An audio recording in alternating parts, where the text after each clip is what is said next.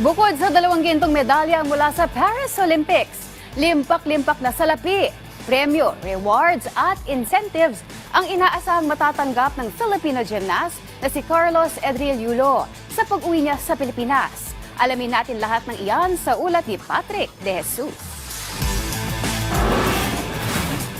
Matapos ang back-to-back gold medal ng Pinoy gymnast na si Carlos Yulo sa Paris 2024 Olympics nang manguna sa floor exercise at men's vault ng artistic gymnastics, milyon-milyong pisong gantimpala ang naghihintay sa tinagurian ngayong Golden Boy, ang isang real estate company in-upgrade sa 3-bedroom, fully furnished condominium sa Taguig City ang ibibigay kay Yulo na may kasama pang cash bonus na 3 milyong piso.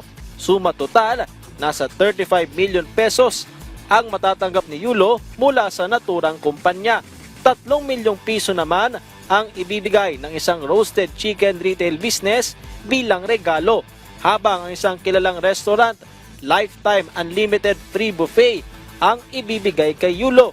Marami pang malalaki at maliliit mang kumpanya o negosyo ang may papremyo sa Golden Boy. Hindi pa kasama ang mga produktong tiyak na kukunin ang endorsement ni Yulo.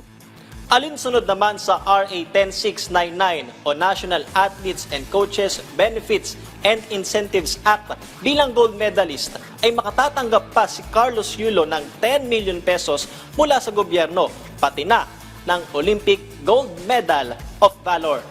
Mayroon pang house and lot na ibibigay ang Philippine Olympic Committee. Ang House of Representatives dinoble rin sa 6 million pesos ang ibibigay na cash incentive kay Yulo. May pangalawang ginto na yata kaya madodoble yata. But we feel that it's important to support and to inspire all our athletes and to recognize their achievements. We're very, very proud of our medalists, and we are looking forward to more medals during these Olympics, and we're very inspired as a nation. Target din ng Kamara na dagdagan ang pondo ng gobyerno para sa paghubog sa mga atleta. Ang hometown naman ni Yulo sa Maynila naghahanda para sa ikakasang Heroes Parade at plano itong simulan sa Leverisa, Malate kung saan siya lumaki.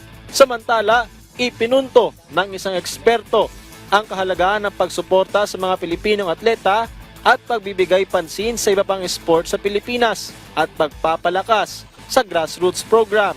Ang daming Carlos Yulo dyan, ang daming Nesty Peticio, Ira Villegas, EJ Obiena, at Heidelin Diaz. Ang dami-dami dyan na kailangan nating tulungan, kailangan nating suportahan. Alam naman natin na naging kwento ni Carlos Yulo. Hindi naman siya galing sa isang mayamang pamilya, taga-Leverisa sa Maynila. Ngunit siya nagsipag, nagpunyagi.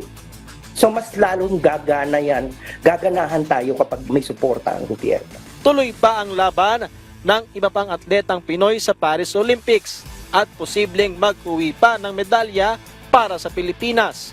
Noong 2020 Tokyo Olympics, si Pinay weightlifter Heidelin Diaz ang nakasungkit ng kauna-unahang gintong medalya para sa Pilipinas sa kasaysayan ng pagsali ng bansa sa Olympics. Patrick De Jesus para sa Pambansang TV sa Bagong Pilipinas.